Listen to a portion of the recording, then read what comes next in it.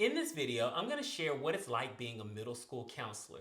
I'm going to talk about some of the things that my students came to me with today, some of the problems that I helped them with, and I'm going to give you some tips on how to handle things like grief or panic or some things that help you when you're having individual counseling sessions with students. When I came to work, I had a particular goal that I wanted to meet. So I'm doing minute meetings. If you're not familiar with minute meetings, it's typically where you call students in, you talk to them for a couple moments, sometimes they're longer than a minute. You get to know your students one-on-one, and it gives you a special touch point with them.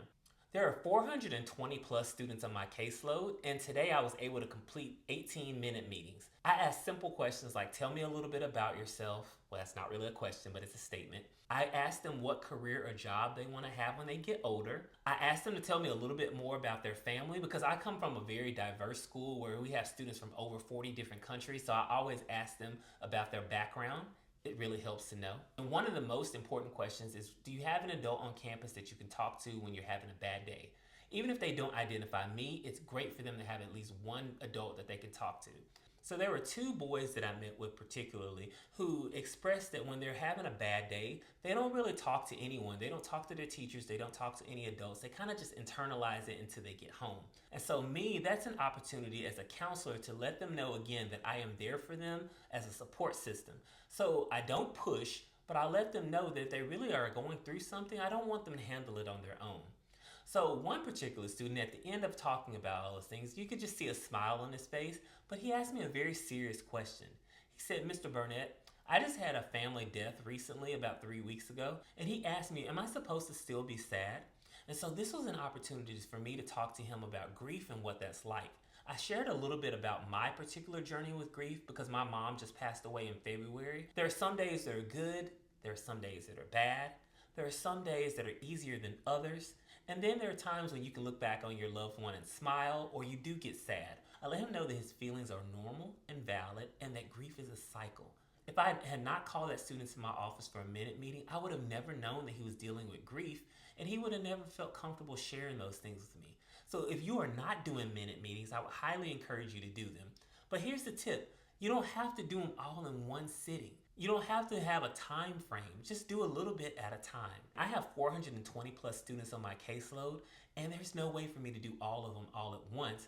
But my goal is to start with the students that I know the least about, those ones who fly under the radar, who get good grades, who are really quiet, and those are the students I want to get to know a little bit more. And after speaking with them, now I'm aware of a couple of those students who don't feel comfortable talking to an adult, so I'm going to do additional checkpoints with them just to make sure that they're comfortable. While I was completing those minute meetings, another student dropped by my office unexpectedly for an individual counseling session, and he was sharing that he was having anxiety and negative thoughts. And so I can't say that particular word, but he wanted to unalive himself. I hate that I can't say that word, but YouTube censors those words and it won't let me use it.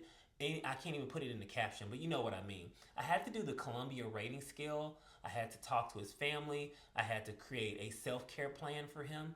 While creating those self-care plans, I don't simply ask them questions.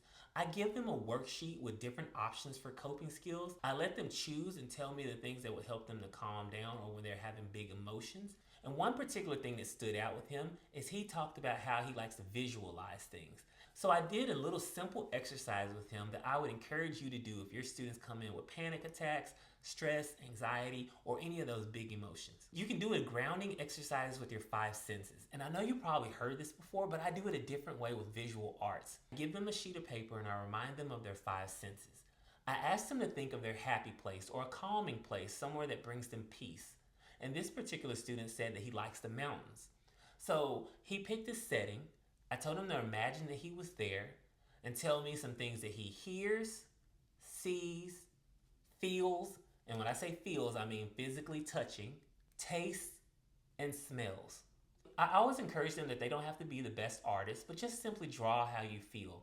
I put on a little soft music with his permission, and he drew his picture, and I asked him to describe it. While he's describing this picture, you could just see the calm washing over him. So I let him know that while you're visualizing your happy place, you're feeling the blades of grass, you're hearing the calm winds, you're seeing the rivers flowing.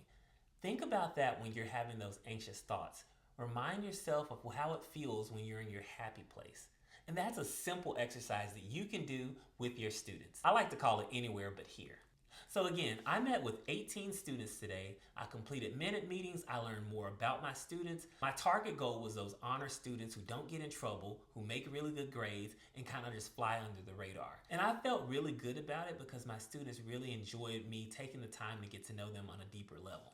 One of my best attributes as a counselor is I'm a very creative person, and I come up with these things on the spot with these intervention ideas. And I would love to share more with you. So if you want to hear more about how to have meaningful individual counseling sessions with your students, check out this video on the screen. And if there's a particular situation that your students are facing and you want guidance on how to help them, like they're having panic attacks or girl drama or things like that, comment below, tell me what your situation is, and I'll create a mini video because I'm pretty sure I've dealt with this in my career as a counselor, and I would love to share ideas with you. And before you go, please like this video. It's an easy way to show my channel some support. And the way that YouTube works is the more people that like these videos, the more they'll show it to other people. So my channel gets seen by other people who need it. And if you want to buy me a coffee, you can go to this link below and show me some additional support and love. I appreciate it.